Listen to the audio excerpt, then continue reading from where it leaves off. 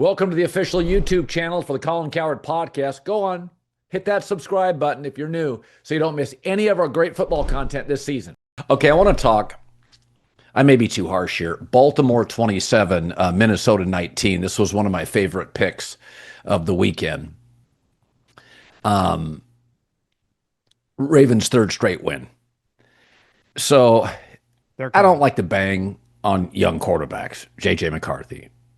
8 false starts at home. You're the home team, not a college team. You're a pro team. 13 total penalties. So I went and looked this up. Again, on the opening drive, he's very good on opening drives. I'm not the first drive with, Kevin O'Connell. 3 of 4, 117 passer ratings. Vikings score a touchdown. I watched it. I'm like, that's slick. But I said as he did it, okay, I've seen this before. After the first drive, J.J. McCarthy, 17 of 38.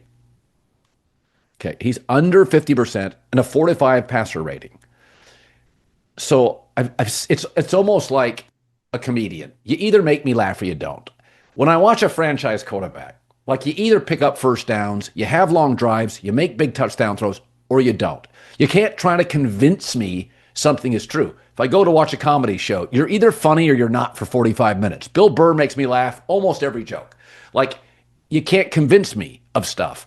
And I watched J.J. McCarthy, and I didn't like him out of college, so I don't want to do confirmation bias. But after those scripted drives, I don't get it. I don't see it. He's not accurate. Everything's a fastball. And they have good receivers and a better than average offensive line and a solid running back and a great offensive coach. I mean, overall today's 20 of 42. I mean, you can't win in this league like that. Their biggest problem too is their star player, Justin Jefferson, who they're paying a ton of money, who is, I would say, widely considered throughout the league a high-level, high-character guy, quit on them today. There was an interception in which he threw. He just stopped. He didn't even chase. And to me, like, wide receivers aren't your leaders, right? They're follow. Now, luckily, he's the best follower, but he knows. And then, ironically, the Seattle game started. I wasn't even on it yet because it started at 2:00. I look up Darnold's first pass. It's like a 50-yard bomb hits JSN in the hands. And if I'm Justin Jefferson, this is the Larry Fitzgerald thing. You are so dependent on whoever that guy is. And he had a good Kirk Cousins. Last year, he had a guy throwing 35 touchdowns who's going to throw 40 again. And now he gets this. This kid's over his head. This is a situation that, listen, it's not, his career's not written, his second year in his career. But 20, 30 years ago, this guy's sitting for 2 or 3 years. This guy's never touching the field. And he's on the field on a team with a lot of good players, a great coaching staff. I mean, their defense was playing their ass off as long as they could. But your quarterback, he threw 2 picks that even, I think Moose Johnson was calling the game. He's like, I don't even know what he's looking at there. Like, you cannot throw that ball. The 2 DBs, Willie Mays catch, just right in their hands. They both went to field goals. Now, they ended up losing by 8, and I think they had another, like a kickoff return they fumbled that they scored immediately, so turnovers killed them. But 2 of them directly on J.J. McCarthy that are just basically acting as punts. And I just think when you start losing high character guys on your team, I don't really blame Jefferson here. Like, I can't battle for this guy. I don't think he's good enough. And we saw it. I keep bringing this up because I was around this team a lot, is when you have a team that views themselves as like a bunch of Pro Bowlers that can compete. Yeah. And the 49ers, like, their star players never bought in. It's not that they're not nice. They don't like the guy personally, but if you're not good enough, like, this is a production-based business. It's pretty black and white. You can either play or you can't. The Bears are a good example of, like, their standard's not that high. Like, if they get to 8 or 9 wins this year, that's a success. The Vikings just won 14, and we're 60 minutes away from being the number 1 seed. So Justin Jefferson goes, I got this kid that we have to hold his hand who cannot, playing a real opponent at home. That was the other thing. We're playing a real opponent at home and a big underdog with this guy. And John, operationally, 8 false starts at home. That's like a college quarterback playing at Georgia where you're overwhelmed. You can't hear. The whole thing is a mess. And, it's one of those things where players talk, to your point earlier. They know what Darnold's doing. Darnold's been the number one ranked PFF quarterback for like a month. I mean, I watched him today. He has the weirdest turnovers, by the way. The ball ricocheted off his tight end's helmet for an interception. Darnold has the weirdest turnovers in the league. But there's you can't, and the thing about Baltimore is they was field goal, field goal, field goal. But one of the things about Baltimore is they just keep coming at you. That team is just kind of at a relentless attack. I mean, God, remember a couple of weeks ago when they played the Bears with Tyler Huntley, the backup, and you're like, Jesus, this is an incredible effort. Yeah. Baltimore's got a culture that's been built for years, and they, even in that first half, when Brian Flores is giving them trouble, they just can't quite move the chains. They just keep getting points and points, and then all of a sudden you look up, they blow, a couple of big plays, and it's over. Yeah, I respect the Colts. They just moved off Anthony Richardson. I respect Kyle Shanahan. He just moved off Trey Lance. I think at the end of the year, you let him play the rest of the season. Between the injuries and what I'm watching off the first scripted drive, it just doesn't work. You can't fool me.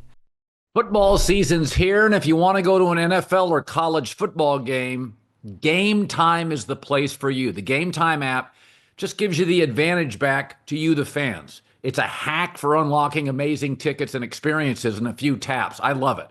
Easy to use. The Game Time guarantee means you can trust you'll get 100% authentic tickets on time and at the best price, 100%. So they even let you preview your seat on the app. That's special. Plus fees are always included, so what you see is what you pay every time. Take the guesswork out of buying professional football tickets with Game Time. Just download the Game Time app, create an account. If you use the code Colin, COLIN, $20 off your first purchase. Terms apply again. Create an account, redeem code COLIN, $20 off, swipe, tap, ticket, go. Download the Game Time app today.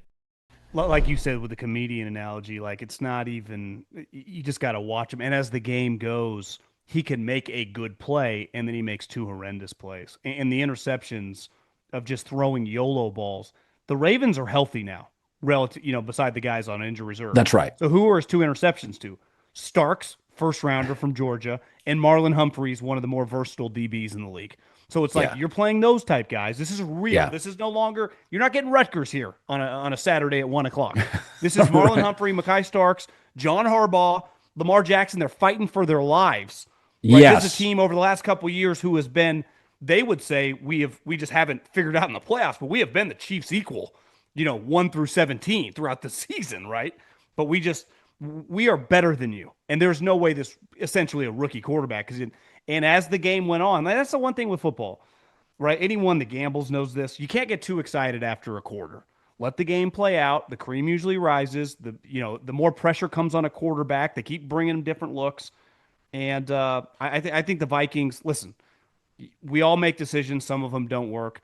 That's a decision that's going to be hard to live with for a while, the Sam Darnold situation. Because it's one thing if hey, Seattle gave him $200 million, it would have ruined our whole, they gave him $55 million guaranteed. And like you said, he's been one of, if not the best, he is playing at a level that's no different than good Mahomes, good Allen. He's an elite player.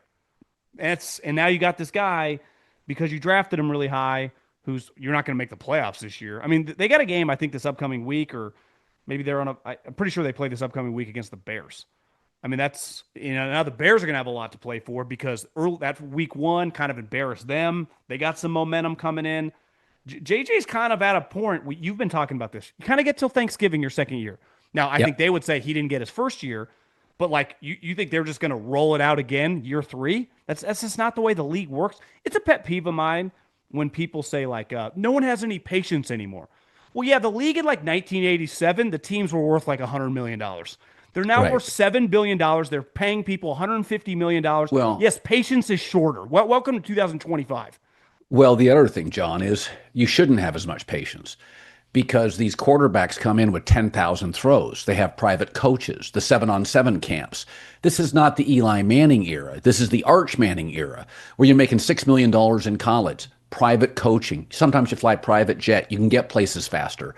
So I've always said, Thanksgiving second year, I'm going with my GM in the room and telling him.